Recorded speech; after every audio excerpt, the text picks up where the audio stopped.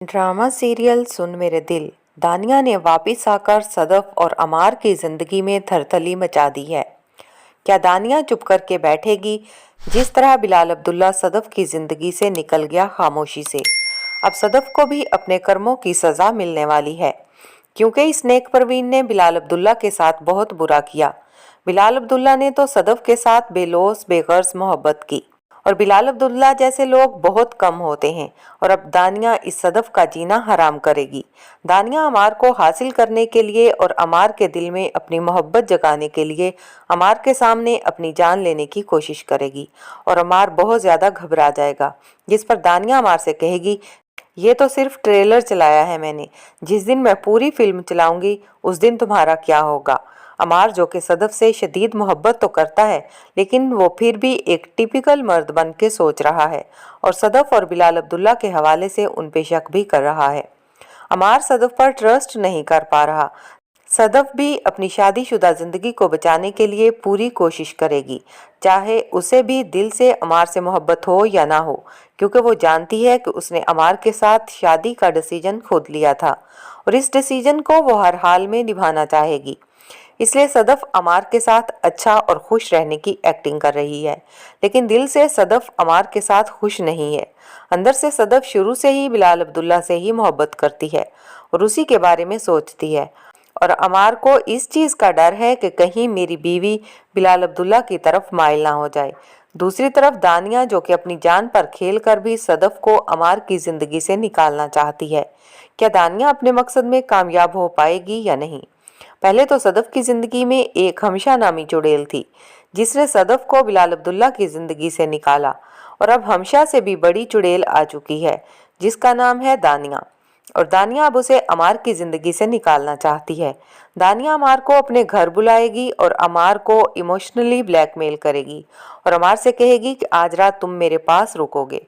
अमार जब उसे इनकार करेगा कि नहीं, वो इस तरह उसके पास नहीं रह सकता, तो दानिया खुद को नुकसान पहुंचाने की कोशिश करेगी, और अमार से कहेगी कि अगर तुम यहाँ से गए तो मैं इस छुरी से खुद की नब्ज काट लूँगी।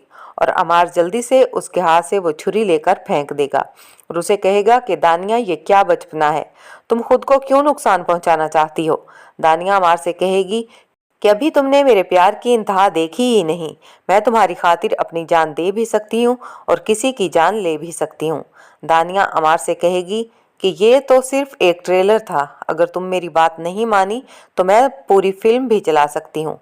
और अमार दानिया का ये रूप देखकर डर जाएगा, और अमार को अपना माजी याद आएगा कि जब वो भी एक वक्त में सदफ के लिए इसी तरह पागल था। वो सोचेगा कि सदफ भी मुझे इसी तरह मुंह नहीं लगाती थी, लेकिन फिर भी मैंने सदफ की खातिर इसी तरह अपनी जान लेने की कोशिश की थी। अमार सोचेगा कि दानिया भी शायद मेरी तरह मोहब्बत में पागल है। अब दानिया अमार को बहुत ज़्यादा टॉर्चर करेगी, बार बार अमार को फ़ोन करके मिलने के लिए बुलाएगी। यहाँ पर दानिया अमार को कहेगी कि अब तो तुम्हारी उसके साथ शादी हो चुकी, अब तुम्हें किस चीज़ की टेंशन है, अब तो वो तुम्हारी हो चुकी है। मैं भी तो तुमसे प्यार करती हूँ, मैं सिर्फ तुमसे ये डिमांड करती हूँ कि तुम मेरे हो जाओ, मेरे से भी शादी कर लो। ये चीज़ डेफिनेटली अमार के लिए बहुत ही ज़्यादा मुश्किल क्रिएट कर देगी, जिसकी वजह से अमार बहुत ज़्यादा डिस्टर्ब हो जाएगा, और घर में भी अमार परेशान परेशान रहेगा, जिस पर सदफ को कुछ डाउट होने लगेगा, और सदफ हमशा से ये बात डिस्कस करेगी कि पता नहीं मैं अमार पर क्यों शक कर रही हूँ, बल्कि मैं शक करके गुनाह कर रही हूँ। मेरा दिल घबरा रहा है कि न जाने कुछ होने वाला है। सदफ हमशा से कहेगी कि अमार का रवैया बहुत बदला बदला सा है। सदफ हमशा से ये भी कहेगी कि अब अमार अक्सर दोस्तों का बहाना करके बाहर ज़्यादा देर तक रहने लगा है, और मैं जब भी पूछूं तो कहता है कि मैं दोस्तों के साथ था। सदफ परेशान होकर कहती है कि हमशा, मुझे तो कोई और ही चक्कर लगता है। सदफ हमशा से कहेगी कि कहीं अमार का किसी लड़की के साथ चक्कर तो नहीं चल पड़ा। जब हमशा ये सब कुछ सुनेगी तो हमशा को फिर से अपनी टेंशन शुरू हो जाएगी कि कहीं इन दोनों की अलहदगी ना हो जाए, और बिलाल अब्दुल्ला, जो कि पहले ही मुझे मुंह नहीं लगाता, वो फिर से सदफ की तरफ नामाइल हो जाए। और उसके सारे किए किराए पर पानी ना फिर जाए। इसलिए हमेशा सदफ को समझाएगी कि इसमें कोई बड़ी बात नहीं है और तुम इतना परेशान ना हो, तुम इसको इग्नोर करो। हमेशा हर तरह से सदफ को ये समझाएगी कि कोई बात नहीं कि अगर वो किसी से मिल भी रहा है। हमेशा सदफ से कहेगी कि ये कोई इतना बड़ा प्रॉब्लम नहीं है जिसको लेकर तुम इतनी परेशान हो रही हो।